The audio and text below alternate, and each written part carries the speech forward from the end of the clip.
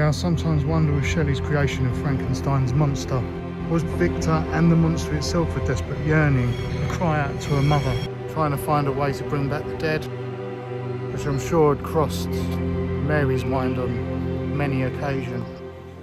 Before Mary Shelley had walked these streets as a young woman, and before she'd even written one single line of Frankenstein,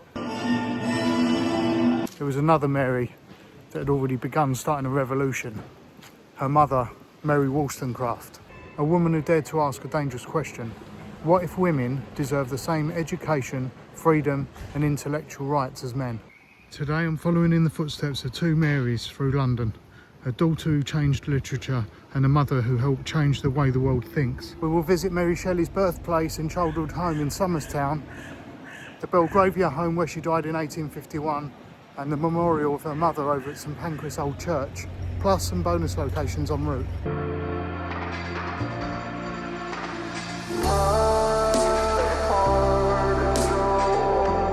This radical 18th century housing scheme is where Mary Wollstonecraft set up her home and where Mary Shelley was born in 1797. And we're looking for number 29, which I don't know if it's going to be clear enough, but there should be a blue plaque which marks her mother's time here. Right, while there is no blue plaque on Polygon, there is an English heritage sign apparently on the corner of Oakshott Court and Wellington, which is where we're going now. I think I've spotted it. I think it's up here. Oh yes, look at that. What a moment. In a house on this site lived Mary Wollstonecraft, author of A Vindication of the Rights of Woman. Even though I can't really see the date. Zoom in a bit more for you. 1759 to 1797. Brilliant. So yeah, we just came from Polygon Road, which is just over there, and then this is Warrington Street, and this is Oakshott Court, and the sign can be found just there. Although this is a more modern building, so it's not the original buildings that Mary Wollstonecraft would have lived in, but it was on this site. She would have walked these streets.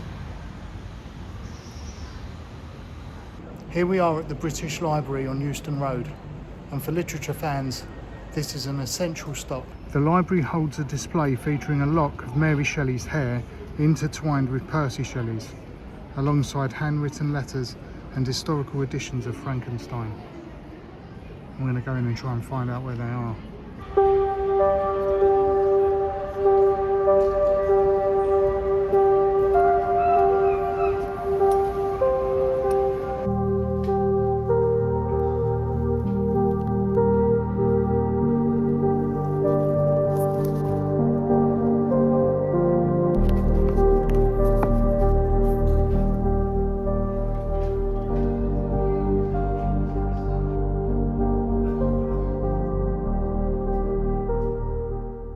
So now coming away from the British Library earlier than expected.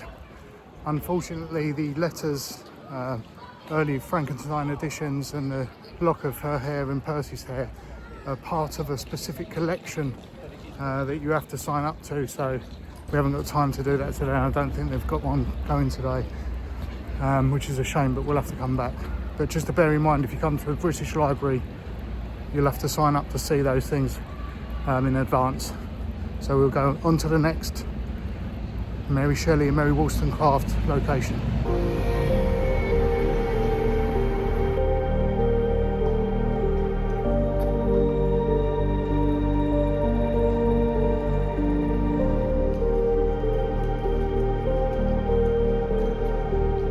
We are now on Marchmont Street, where at number 87, which conveniently is right there. This used to be number 26. Mary and Percy lived together here between 1815 and 1816. And it was near here that she grew up and began a relationship with the poet. And the location is marked by a blue plaque by the Marchmont Association.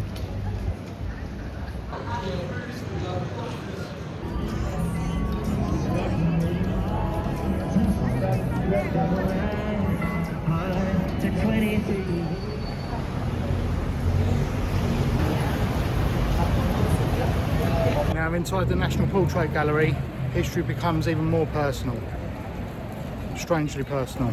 We're going to come face to face with Mary Wollstonecraft, Mary Shelley and Percy Shelley. Not monuments, not myths, and whose ideas are startlingly still relevant today. Now I've read The Vindication of the Rights of Men and Vindication of the Rights of Women.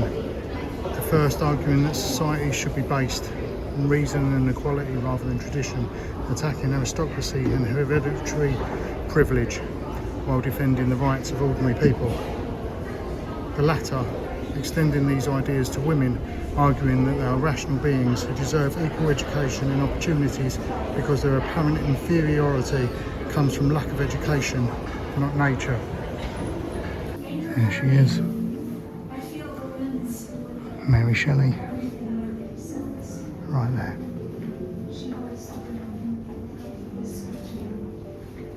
Hanging in the National Portrait Gallery in London.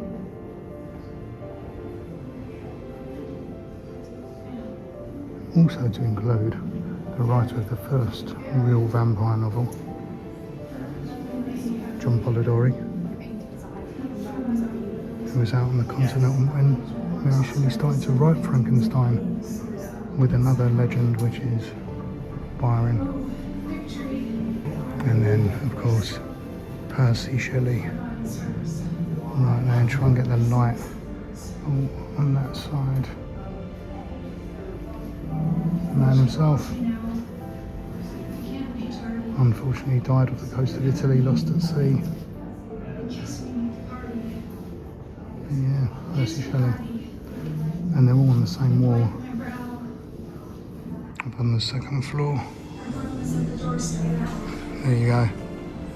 Mary Shelley, Byron, Percy, Thomas Curtin, and John Polidori over there. But yeah.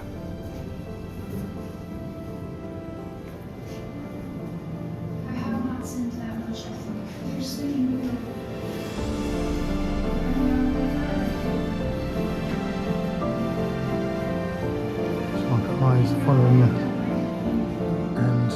Not many people know this, but when Percy Shelley died, he was cremated on the beach, but his heart was given to Mary Shelley and she kept it for a long time.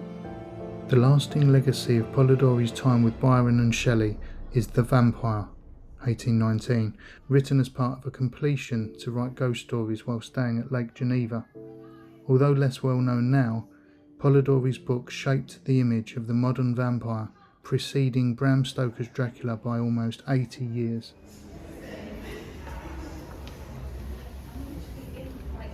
If I remember correctly from a few years ago, I think, oh yeah.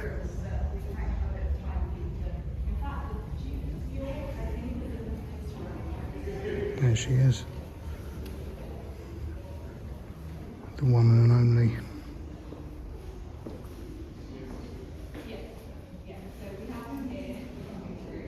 Mary Wollstonecraft.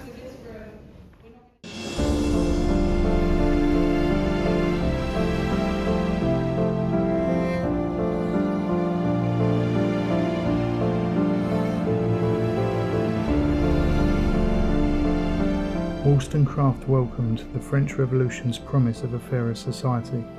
In her Vindication of the Rights of Men of 1790, she attacked Edmund Burke's conservatism. When this portrait was painted, Wollstonecraft was probably pregnant. Women's voting rights were partially achieved in 1918, well over a century later. Yeah, those works, if you haven't read them, I very much recommend them. The structure, further writing, almost poetic between the lines, and with every page comes this driving force from an intellectual master of driving morality home and exposing those who doubt. And of course Mary Shelley, the daughter who inherited not wealth or security, but something more.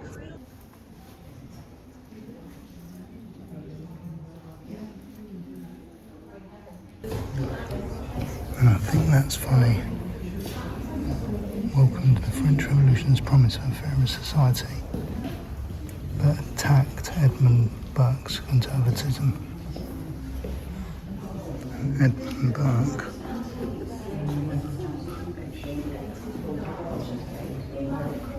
It's right there. Ouch.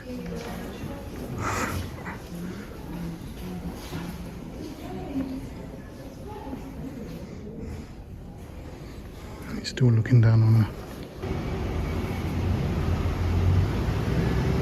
Now we're over in London, Victoria.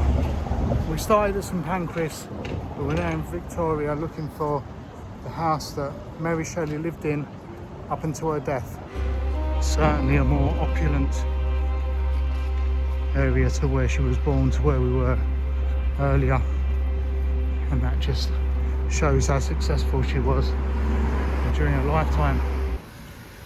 And here we are, we've arrived, Chester Square, and now look how beautiful these properties are. Church at the far end, and now we need to find that all-important blue plaque, which could be this side, over on that back side, that far side, over there, or down that way. Let's go. Now there's a bit of a discrepancy around whether it was number 24 or number 5, so we do need to find that blue plaque, which will clear up any confusion. Will we find it? Well, we've just gone past number 55, so a bit of a way to go yet. I wonder whether Mary Shelley would have ever attended this church for Sunday service. I'm sure it's almost inevitable that she did, especially in her remaining years. Number 37 over there, we're getting closer. I've got a hunch. I'm not sure, I might be incorrect, but I've got a funny feeling it's going to be down that far end on the left. It could still be round to the right or down at the far end, but I think it's going to be over on the left hand side. And it's not because I can see the numbers on the properties on our left. Nice Porsche, but just a hunch. So yeah, just to clarify, this property that we're going to is in Belgravia, just along from Victoria Station, mainline station. Mary Shelley lived in this elegant London townhouse from 1846 until her death on February 1st, 1851. The property is now marked by an official English heritage plaque, so it shouldn't be that difficult to find, and I've got a feeling it's that way. Well, that's clear. I was incorrect about it being down on the left hand side. Indeed, evidently number 5 is down on this side, but no blue plaque, so it must be number 26. Let's go and find number 26. I have now found a blue plaque at number 2, but it is Matthew Arnold, who was a poet and critic who lives in this property. That's not the property we're looking for today. So it must be, oh, these houses are just amazing, these townhouses. So it must be, let's try not to get run over. So Chester Square, the final corner of the square, which it had to be. I've done a full lap, and now we're coming up to the final part. I'm hoping, fingers crossed, but now the numbers have skipped to even higher, to 76, 74. Is there a number 26? Or has it disappeared and vanished for eternity? Oh my word, I must have walked straight, I did walk straight past it. I ended up on the other side, and it's way back on this side. It must be 21, 22, 23. But at least I had a really nice walk around the square all the same, which is absolutely fantastic. In my defence, there's work being done on the property, but that is number 26. But I cannot see a blue plaque. But that doorway is open, just there above just beyond the roof of that car. See that doorway? We'll be able to see a blue plaque. But that is number 26. Is that, or isn't that, Mary Shelley's last house? I can't go beyond that point. If we look through, I still can't see anything. through there. No blue plaque visible. How are we going to find out? Well, it turns out apparently I was misinformed. It's in fact supposed to be this house, number 24. But I still can't see any blue plaque.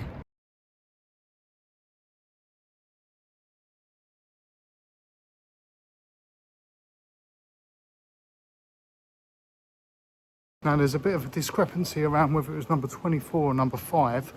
So we do need to find that blue plaque. What have I said before?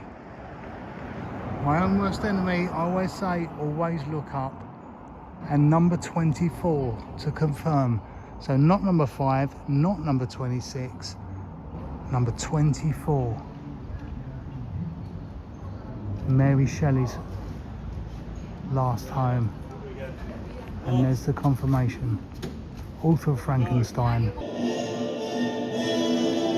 Lived here 1846 to the year of her death, 1851. And there it is, number 24, that blue plaque. Be careful on the road here if you come here, because the cars are zooming past at some speed. Don't know if there's any cameras around, but so stay well out of the road. But yeah, there it is, Mary Shelley. So amazed that I'm here. Such an effect. What an elegant property. Not somewhere where you think someone who created horror classics such as Frankenstein would reside, but then just look at that place. Who could turn that down? Mary Shelley, final home.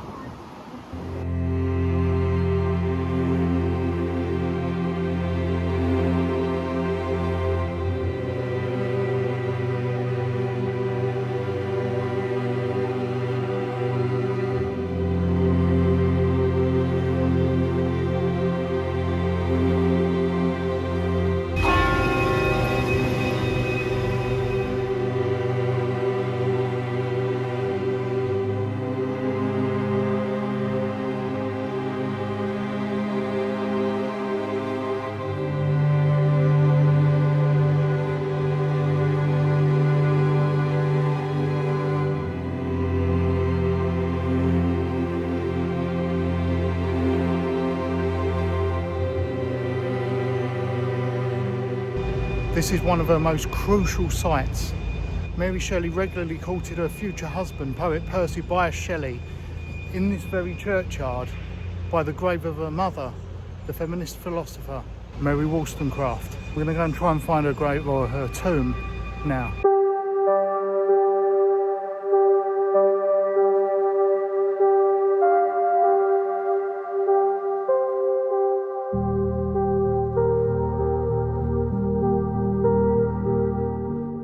Now, while her parents' remains were later moved to Bournemouth, the original Wollstonecraft gravestone remains. Now, I'm just walking around this peaceful graveyard here, sitting in St Pancras old church, and I stumbled across this, all those gravestones, just stacked next to each other.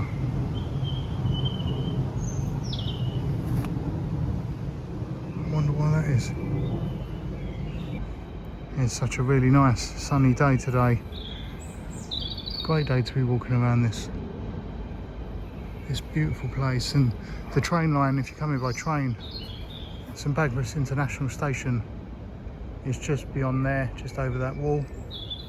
So it's not too far to come at all to pay your respects. As I say, I'm still searching for Mary's grave, or her gravestone, which remains.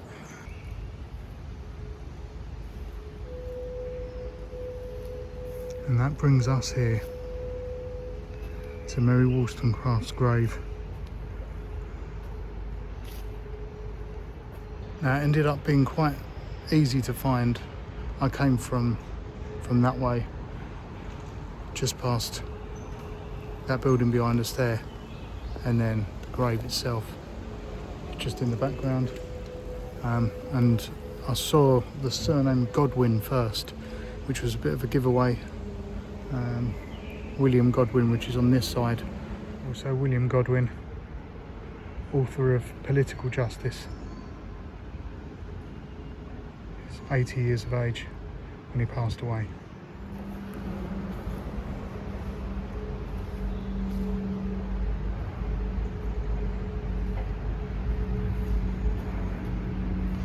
Here we go. Mary Wollstonecraft Godwin, author of A Vindication of the Rights of Women, or Woman, born 27th of April 1759, died 10th of September 1797. You can see people showing signs of respect,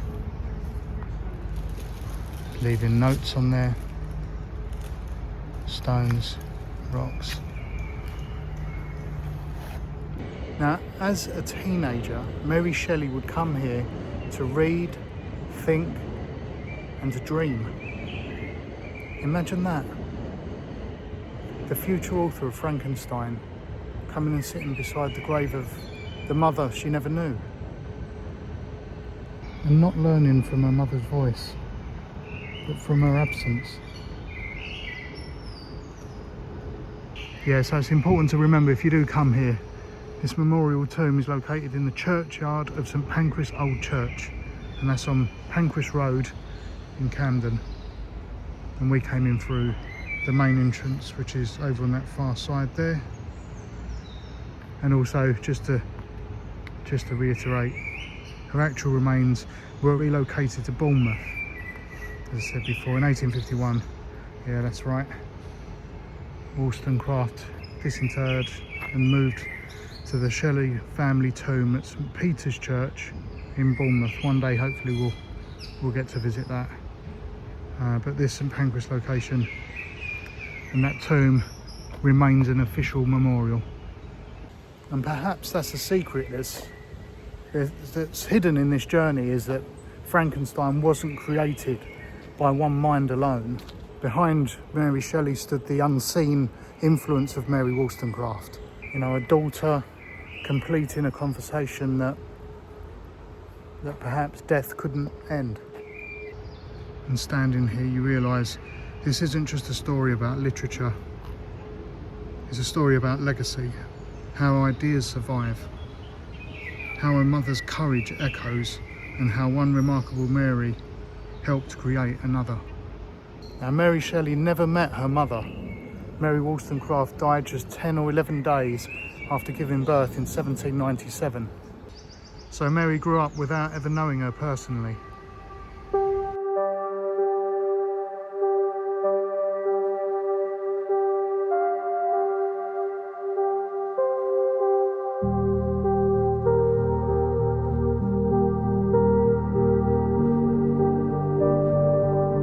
Her mother died from puerperal fever, often known as childbed fever, and septicemia, contracted after suffering from complications from Mary's birth. Now, one story, a little bit of a segue, but many biographers and scholars agree that Mary and Percy met frequently at Mary Wollstonecraft's grave. Oh, that made me jump. Ooh. Just let the heart reset a second. But yeah, it's said they declared their love here. Now, it's widely believed and often repeated that Mary and Percy consummated their relationship right here at a mother's grave. But historians treat it as probable or symbolic, rather than fully proven fact. There is no definite proof. The evidence comes mainly from letters and later interpretations, so we cannot say for certain exactly what happened there. Now, most people know Mary Shelley as the woman that created Frankenstein, but what if the real story wasn't the monster she imagined, but a yearning for a way to bring her mother back? Yeah, I sometimes wonder if Shelley's creation of Frankenstein's monster was both Victor and the monster itself a desperate yearning, a cry out to her mother. Yeah, on one side, one character being Victor, trying to find a way to bring back the dead, which I'm sure had crossed Mary's mind on many occasions. And on the other side, the monster itself. Did she maybe see herself as such at times, in terms of being brought into the world by her creator, who subsequently died shortly after childbirth? Did Mary blame herself in this way? I hope not. And there we are, the peaceful graveyard at St Pancras Old Church. And I'm so glad I finally made it to Mary Wollstonecraft's tomb. Such a fan of her work and of her as a person, as an individual. And seeing the dedication of people and respect shown, I find it fitting that I stumbled across what I think is a really nice stone. So I'm going to add my own just on the side to Mary. Just coming away from Mary's tomb now, gravestone. But if you walk directly this way, there's another entrance. We took the main entrance over by the church, but there is an entrance at the back of the gravestone, which acts as kind of a shortcut back to St Pancras Station. And with that being said, nothing left to say apart from what a fantastic writer. Just like her mother, Mary Wollstonecraft. So I feel honoured that I've read their works, and I'll definitely read them again. Anyway, hope you've enjoyed the video, and this walk around London in the footsteps of Mary Shelley and her mother Mary Wollstonecraft. And I'll see you in the next video. Thanks for watching. Cheers.